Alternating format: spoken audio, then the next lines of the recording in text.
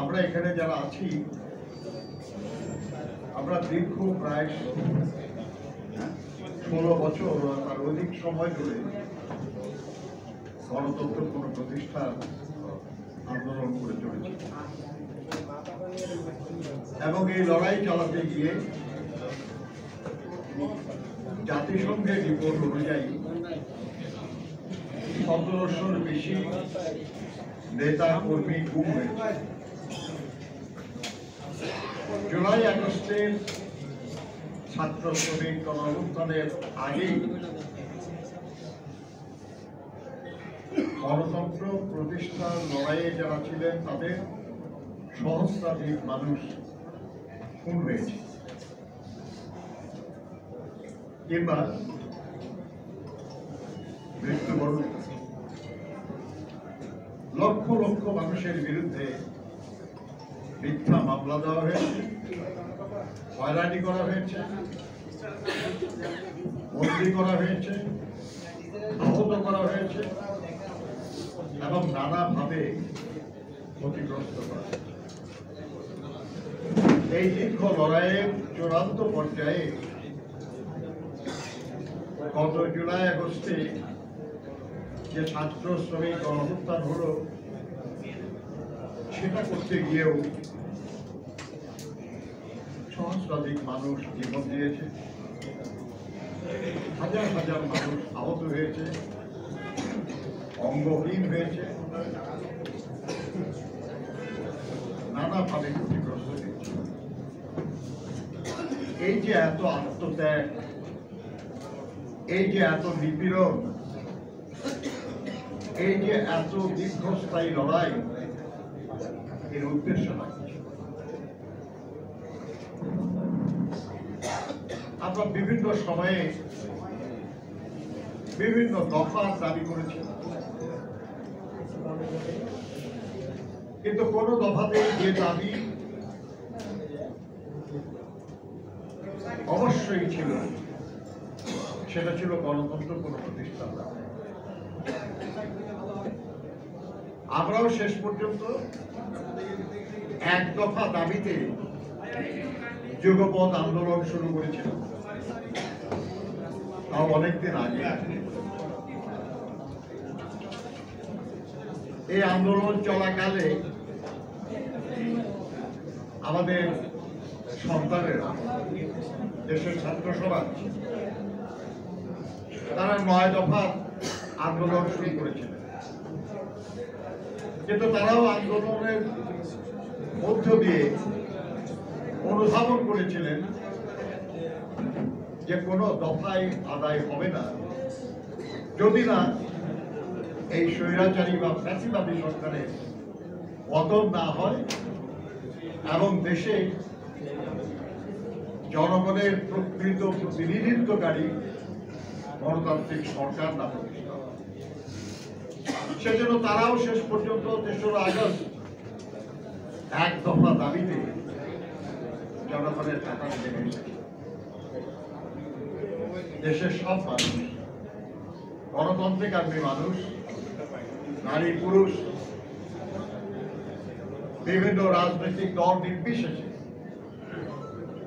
সাধারণ মানুষ এই লড়াইয়ে শরীক হয়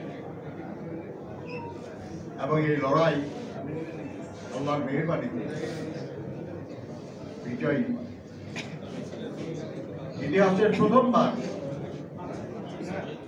একজন শাসক অপমানজনক পলায়নে বাধ্য হয়। এর আগে আরো সরকারের পতন হয়েছে, কেউ জেলেও গেছে, কিন্তু দেশ ছেড়ে পালিয়ে যাওয়ার মতো অপমানজনক ঘটনা গত 5ই আগস্টের আগে আর ঘটে না। এই যে বিজয়, এই বিজয় সমগ্র জনতার। অবশ্যই শেষ লড়াইয়ে সামনের কাতারে আমাদের শিক্ষার্থী ভাই বোনেরা, আমরা সবাই ছিলাম। আমাদের পাবলিক বিশ্ববিদ্যালয়, প্রাইভেট বিশ্ববিদ্যালয়, আমাদের মাদ্রাসাগুলি, সব জায়গার ছাত্রছাত্রীরা এখানে যুক্ত হয়েছে, দলমত নির্বিশেষে। এমনকি যারা কোনো রাজনীতি করে না, সেই সব সাধারণ মানুষরা যুক্ত হয়েছে। আমরা যদি শহীদদের তালিকা দেখি, তাহলে দেখবেন যে যারা আন্দোলনের নেতৃত্ব দিয়েছে, আমাদের সেই শিক্ষার্থী ভাই বোনের চেয়েও শ্রমজীবী মানুষ, সাধারণ মানুষের সংখ্যা অনেক বেশি। এই যে মানুষরা জীবন দিয়েছে, তারা সবাই জীবন দিয়েছে একটা ফ্যাসিবাদী সরকারের পতনের জন্য, এবং সেই স্থলে একটি গণতান্ত্রিক সরকার, তাদের পছন্দের, তাদের দ্বারা নির্বাচিত এবং তাদের কাছে দায়বদ্ধ একটা সরকার প্রতিষ্ঠা। এই লড়াইয়ের প্রথম অংশে বিজয় হয়েছে, ফ্যাসিবাদের পতন হয়েছে, ফ্যাসিবাদী শক্তি পরাজিত হয়েছে। কিন্তু এখনো জনগণের শাসক, জনগণের নির্বাচিত সরকার অর্থাৎ গণতন্ত্র কোন প্রতিষ্ঠিত হয় না। কাজেই যদি আমরা ওই শহীদদের স্বপ্ন বাস্তবায়ন করতে চাই, যারা দীর্ঘদিন লড়াই চালিয়েছেন, সর্বোচ্চ ত্যাগ স্বীকার করেছেন, তাদের আকাঙ্ক্ষা যদি আমরা পূরণ করতে চাই, তাহলে আমাদের দেশে গণতন্ত্র পুনঃপ্রতিষ্ঠা করতে হবে।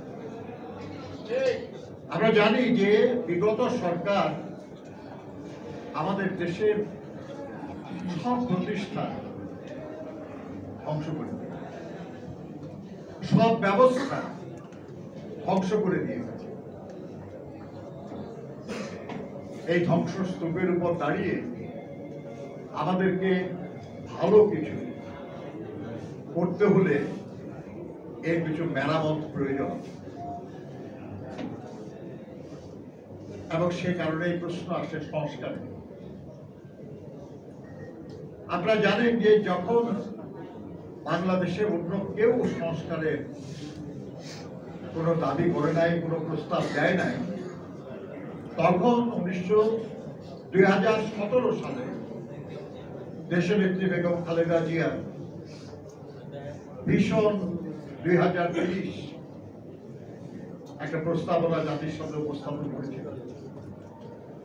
সেখানে অনেক সংস্কার প্রস্তাব ছিল। এরপরে 2022 সালে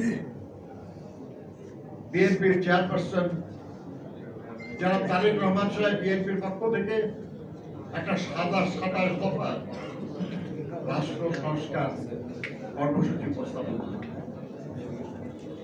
যখন আমরা যুগপৎ আন্দোলনের রত, তখন সিদ্ধান্ত হয়েছিল যে শুধু বিএনপি না, এই আন্দোলনে যারা রত আছেন, আমরা সবাই আলোচনা করে একটা সংস্কার প্রস্তাব জাতিসংঘে উপস্থাপন করব।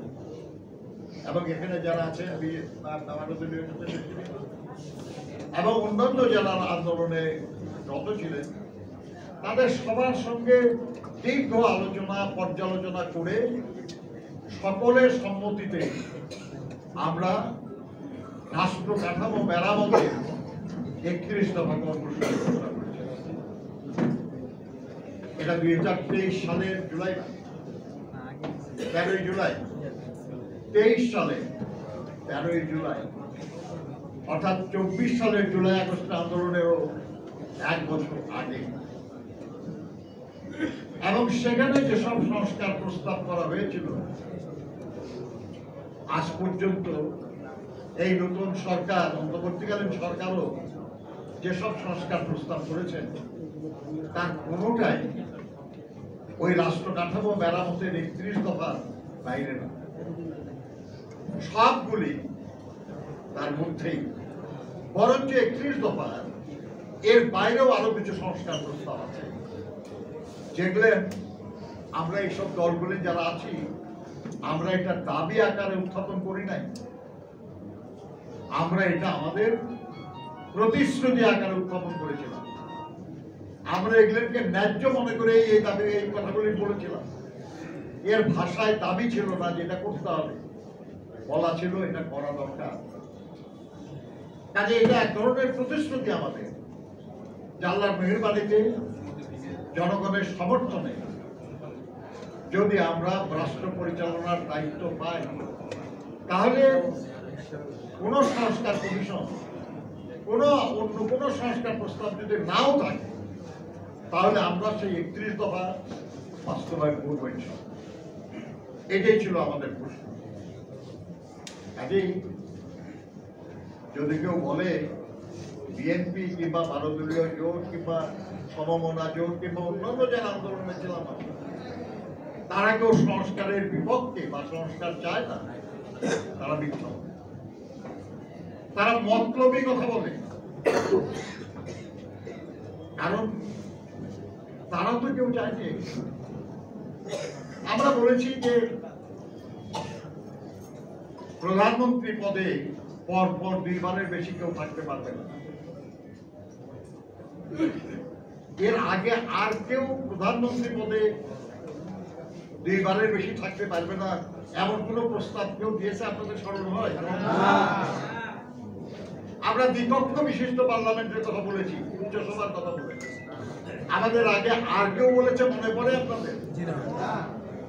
আমরা ক্ষমতার ভারসাম্য আনার জন্য বলেছি। আমরা শুধু রাষ্ট্রপতি আর প্রধানমন্ত্রী বলতে না, আমরা বলছি রাষ্ট্রপতি, প্রধানমন্ত্রী, আইনসভা, প্রশাসন এবং মন্ত্রীদের মধ্যে ভারসাম্য আনার কথা বলেছি। কারণ আমরা চেয়েছি রাষ্ট্রটা ভালো চলুক, এখানে কেউ যেন এত বেশি ক্ষমতার অধিকারী না হয় যাতে জনগণ ক্ষতিগ্রস্ত। একটা জিনিস পরিষ্কার যে বিএনপি বা 12 দলীয় জোট বা আন্দোলনের রত যারা ছিলাম আমরা কেউ সংস্কারের বিপক্ষে নই। কিন্তু আমরা যেটা বলি সেটা হলো যে কোনো এক সরকারের পক্ষে কিংবা কোনো একবারে কখনো সব সংস্কার করা সম্ভব না। আমি ঐক্যমত্য কমিশনের মিটিংয়ে বলেছিলাম যে সংস্কার এমন একটা ধারাবাহিক অনিবার্য বাস্তবতা যেটা কেউ না চাইলেও তাকে করতে হবে, করতেই হবে। যেমন ধরেন আপনি যদি গ্রাম থেকে ঢাকায় এসছেন, আপনি একটা ছোট্ট রুম ভাড়া নিয়ে আপনার থাকে, আপনি যেভাবে রুমটা গোছায় রাখছেন, কালকে যখন আপনি বিয়ে করবেন আপনার ঘরে আপনার স্ত্রী আসবে, আপনার রুমটা ওইভাবে থাকবে, বদলে যাবে না? তারপর যখন আপনার একটা সন্তান হবে তখন কি ওইভাবেই থাকবে না কিছু পরিবর্তন করতে হবে? পরিবর্তন করতে হবে। সন্তান যখন বড় হবে তখন আর পরিবর্তন করতে হবে না? তারপর যখন সন্তানের বিয়ে শাদী হবে তখন পরিবর্তন লাগবে না? এটা অনিবার্য পরিবর্তন। এটা আপনি চাইলেও অ্যাভয়েড করতে পারেন, এটা করতে হবে। আপনার প্রয়োজন, আপনার অভিজ্ঞতা, আপনার সক্ষমতা এর আলোকে আপনি পরিবর্তন। আপনার যদি সামর্থ্য বেশি থাকে আপনার সন্তানের বিয়ে করে তাকে আরেকটা বাড়িতে দেবেন, আপনার যদি তার চেয়ে কম থাকে আপনি আপনার রুম করে দেবেন, তাই তো? এমনকি মুক্তিযুদ্ধের সময় আমরা যখন ইন্ডিয়ার বিভিন্ন শরণার্থী শিবিরে গেছি, আমরা দেখেছি যে একটা রুমের মধ্যে একটা পরিবার থাকছে, সেখানে স্বামী স্ত্রী আছে, তার মেয়ে জামাই আছে, তার ছেলে ছেলে বউ আছে। তারা ওই রুমের মধ্যেই একটা দড়ি টানায় একটা পর্দা করে দিচ্ছে। অর্থাৎ প্রয়োজনের জন্য এই পর্দা এবং তার সক্ষমতার অভাবের জন্য এই পর্দা। যদি সক্ষমতা থাকতো তাহলে তার আরেকটা ঘর করতো, আরেকটা রুম। তাহলে সংস্কার এমন এক বিষয় যেটা প্রয়োজনের তাগিদে আপনাকে অবশ্যই করা লাগবে, কিন্তু সেটা করতে হবে আপনার সক্ষমতা অনুযায়ী, আপনার সামর্থ্য অনুযায়ী, আপনার প্রয়োজন। আমরা বলেছি যে বেশ কিছু সংস্কার আছে যেটা সংবিধানের সঙ্গে সংশ্লিষ্ট, সংবিধান পরিবর্তন করা হবে না। আর এই সরকারের পক্ষে সংবিধান পরিবর্তনের কোনো সুযোগ নেই। হয় দেশে সামরিক শাসন জারি করে সংবিধান স্থগিত করতে হবে, তাহলে আপনি অধ্যাদেশের মাধ্যমে সংবিধান পরিবর্তন করতে পারবেন, আর না হলে আপনি সংবিধান পরিবর্তনের জন্য পরবর্তী সংসদ আমরা বলেছি এটা ছাড়া আর যেসব পরিবর্তন বিটুইন টু পার্লামেন্ট, দুইটা সংসদের মাঝে রাষ্ট্রপতি অধ্যাদেশের মাধ্যমে করতে পারে।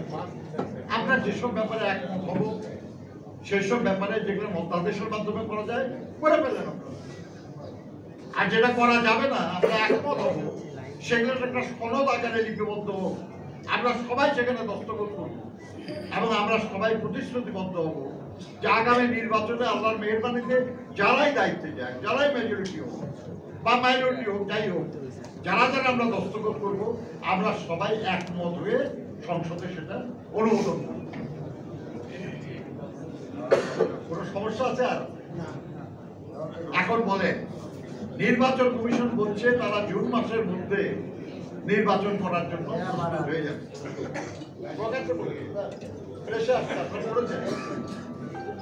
গতকালও ঐক্যমত্য কমিশনের যিনি ভাইস চেয়ারম্যান আলী রিয়াজ সাহেব বলেছেন যে আমাদের আলোচনা প্রায় শেষ, আমরা এই মাসের মধ্যে দ্বিতীয় পর্যায়ে আলোচনায় যাব। অর্থাৎ সেটা কি যে যেসব বিষয়ে আমরা এখন ধরলাম এটার একটা তালিকাবদ্ধ করা, যদি আরো কিছু করা যায় এখন সেটা করা, করে একটা সনদ তৈরি করা, যাতে করে সেখানে সবাই দস্তখত করতে পারে।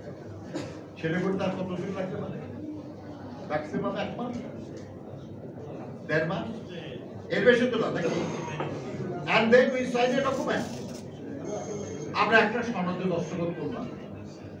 এর মধ্যে যেগুলো অধ্যাদেশের মাধ্যমে পূরণ করা সম্ভব কয়েকদিনের মধ্যে সেসব অধ্যাদেশ জারি হতে পারে, আর যেগুলো সম্ভব না সেগুলো পরবর্তী পার্লামেন্টে আমরা উপস্থাপন করার জন্য তো একমত হলাম।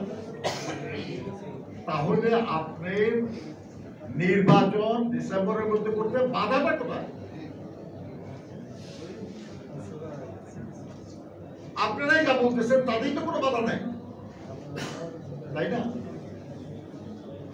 এখন যদি বলেন যে না আরো দেরি করতে হবে, তাহলে কারণটা তো তাকেই বলতে হবে যে কেন করতে হবে। তাদের বলতেছেন না। এখন কারণ যদি গোপন থাকে যে আপনার সংগঠিত হইতে একটু সময় লাগবে, এবার আপনি কারো কারোর সঙ্গে একটু জোটের চেষ্টা করতেছেন, সেই জোটটা বানানোর জন্য একটু সময় লাগবে। ভাই আপনি ক্ষমতায় যাওয়ার স্বার্থে আপনি সংগঠিত হওয়া বা আপনি জোট বানানো ইত্যাদি করার জন্য যে সময় ওইটা নেওয়ার জন্য গত 17 বছর ধরে যারা তার গণতান্ত্রিক অধিকার প্রয়োগের অধিকার থেকে বঞ্চিত হয়ে আছে, আবার যে তরুণ প্রজন্ম আজ পর্যন্ত ভোটই দিতে পারে নাই, এবং দেশে একটা নির্বাচিত সরকার কায়েম হওয়ার মাধ্যমে দেশের রাজনীতি, দেশের অর্থনীতি, সমাজ আরো সংগঠিত এবং সক্ষম হওয়ার যে সুযোগ, সেটা থেকে বঞ্চিত রাখবে, এটাকে যুক্তিসঙ্গত? বন্ধুরা, আমরা পরিষ্কার বলতে চাই সেটা হলো যে অবশ্যই আমরা সংস্কার চাই। যেসব সংস্কার প্রয়োজন, যেসব সংস্কার সম্ভব, যেসব সংস্কার ছাড়া একটা সুষ্ঠু অবাধ নিরপেক্ষ নির্বাচন সম্ভব না, এই সবগুলি নিয়ে আমরা বলতে চাই।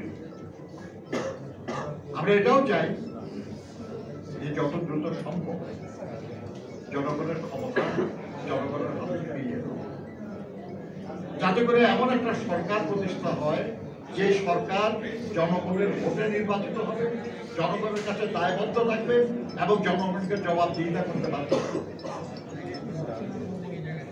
আমি মনে করি আমাদের এই আকাঙ্ক্ষায় কোনো ত্রুটি নেই, এই আকাঙ্ক্ষা ন্যায্য। কেউ কেউ প্রচারের চেষ্টা করছে যে আমরা নাকি আওয়ামী লীগকে পুনর্বাসন করছি। আচ্ছা, যে দলটা, যে দলের সরকারটা সবচেয়ে বেশি নির্যাতন করেছে বিএনপি, সবচেয়ে বেশি বিএনপি নেতা কর্মীকে গুম করেছে,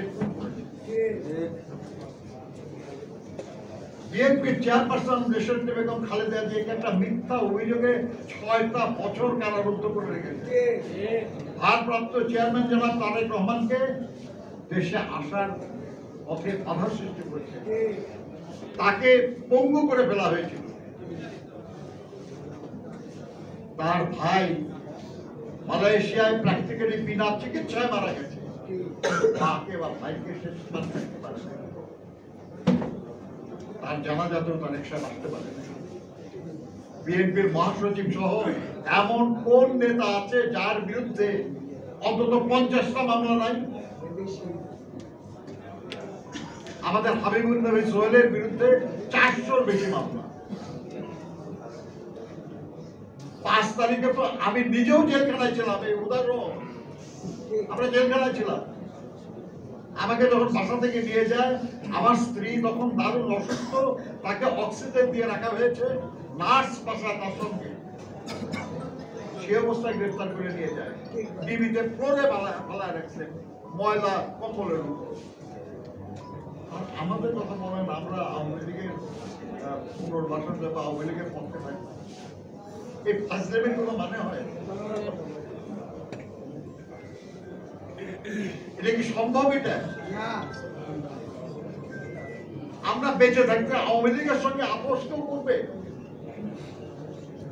আরে আমরা তো নাই, অন্য কেউ করতে গেলে তাকে পর্যন্ত আমরা দাঁড়াতে। এইসব ফাজলামি করার কোনো মানে হয় না। আমাদের আছে কিছু কিছু লোক নিজেদের বুদ্ধিমান দাবি করে, কিন্তু তাদের বুদ্ধি কারো পক্ষে বা কারো বিপক্ষে যখন যায় তখন আর বুদ্ধিমান সঠিক থাকে। আপনার বুদ্ধি আছে, কিন্তু আপনার বুদ্ধি কোনো একটা উদ্দেশ্য পূরণের জন্য যখন আপনি কাজে লাগান, তখন আপনার এই বুদ্ধি আর সঠিক বুদ্ধি থাকে। আল্লাহ যাদেরকে বুদ্ধি দিচ্ছে তাদের উচিত বুদ্ধিটা সঠিক পথে কাজে লাগে, কারো পক্ষে বা কারো বিপক্ষে। তাহলে তো হবে না যে আপনার একসময় সবচেয়ে বুদ্ধিমান লোকদেরকে বিচারক বানানো, কারণ তারা তাদের বুদ্ধি বিবেচনা এবং দেশের আইন বা যারা যে আইন মানে আসে সেই আইন অনুযায়ী যেটা সঠিক তারা সেটা করতে, এর বাইরে যেত না। আমরা মনে করি যাদের বুদ্ধি বিবেচনা আছে বলে দাবি করেন তারা কারো পক্ষে বিপক্ষে না, সঠিক কথা। বন্ধুরা, তারেক সাহেবের দেশে ফেরার ব্যাপারে আমি অন্তত দুশ্চিন্তা করছি। নিশ্চয়ই আল্লাহর মেহেরবানিতে যখন সম্ভব হবে, উচিত হবে, উনি নিশ্চয়ই ফিরে আসবেন। বাংলাদেশে কোনো শক্তি কোনো ষড়যন্ত্র করে তাকে টাকাতে পারবে আমি বিশ্বাস পারবে মনে হয় আপনাদের? কিন্তু তিনি একজন আইন মান্যকারী নাগরিক। আইন অমান্য করে বা আইন এখন উনি চাইলে এমনই পরিস্থিতি হবে যে পরিস্থিতিতে সরকার আইন কার্যকর করতে পারবে, কিন্তু উনি সেটা চান না বলেই তো বিলম্ব না। আমরা চাইছি যে যাতে তার বিলম্ব না করতে হয় সেই পরিস্থিতিটা সৃষ্টি হবে আইনের মাধ্যমে। তার বিরুদ্ধে তো কত অভিযোগ করা হয়েছে। আমাদের দেশে কিছু পত্রিকা, কিছু টিভি চ্যানেল তাকে তো এমন এক দানব বানিয়ে ফেলেছিল যে উনি মহা কিছু করে ফেলছে। বিদেশে তার প্রচুর সম্পদ, প্রচুর অর্থবিত্ত ইত্যাদি ইত্যাদি দুর্নীতি অনাচার করে শেষ করে ফেলছে। 2 বছর 1-11 সরকার ছিল, যারা ছিল শেখ হাসিনার আন্দোলনের ফসল। তারপরে 15 বছর শেখ হাসিনা ক্ষমতায় ছিল, তার বিরুদ্ধে কোনো দুর্নীতির অভিযোগ তো প্রমাণ করতে পারে না। একটা মাত্র মামলা সাজা দিয়েছে, সেটাও বিচারিক আদালতে ওনাকে খালাস দেওয়া হয়েছিল। এবং উচ্চ আদালতে ছাত্রলীগের এক সাবেক নেতা বিচারক তিনি তাকে দণ্ড দিয়েছেন। আর কোন দুর্নীতির অভিযোগে তাকে অভিযুক্ত করা যায় না। তাহলে তার বিরুদ্ধে যে অভিযোগ, এগুলোর অভিযোগ প্রমাণিত হল, আর এত বছরে প্রমাণিত হয় নাই এমন বিরুদ্ধে সরকার ক্ষমতায় থাকার পরেও তারপরেও কি এই অভিযোগ আর থেকে? এই অভিযোগ তো ঠিক না, এই অভিযোগ মিথ্যা ছিল, এটা তো প্রমাণ হয়েছে। আর যে লড়াইটা হলো, যে লড়াইয়ের মাধ্যমে আমরা শেষ পর্যন্ত বিজয়ী হলাম, এই পুরো লড়াই তার অংশগ্রহণ ছিল অত্যন্ত শক্তিশালী এবং শেষ দিকে লড়াইয়ে নেতৃত্ব দিয়েছে। তার অবদান এমনকি ছাত্র আন্দোলনে যারা আছে তারাও স্বীকার করছে। যারা ছাত্র আন্দোলনের নেতৃত্ব দিয়েছে তারাও দেশের বেগম খালেদা জিয়ার যে সাহসিকতা, রাজনৈতিক দৃঢ়তা, এর জন্য তাকে শ্রদ্ধা জানিয়েছে। কাজেই সেরকম মানুষ তারা বাংলাদেশের রাজনীতিতে গুরুত্বপূর্ণ ভূমিকা পালন করুক, এটাই জনগণের প্রত্যাশা। আমরা আশা করি সেই প্রত্যাশা আল্লাহ করুক। আমি ভারতীয় জোটকে ধন্যবাদ জানাই যে তারা এই অনুষ্ঠান আয়োজন করেছেন এবং